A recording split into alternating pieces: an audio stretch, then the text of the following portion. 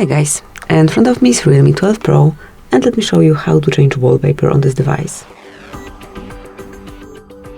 First of all, open the settings, then select Wallpapers and Style, and click on Wallpapers.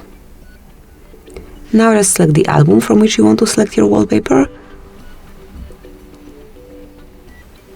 and choose the one that you want to use. As you can see, you can see how particular picture looks on your screen.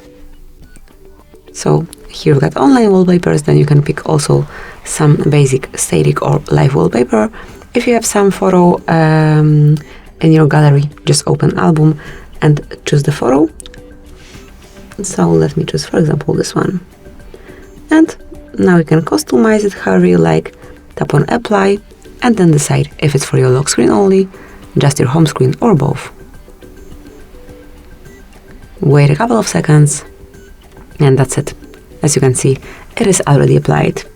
Thank you for watching, please subscribe our channel and leave the thumbs up.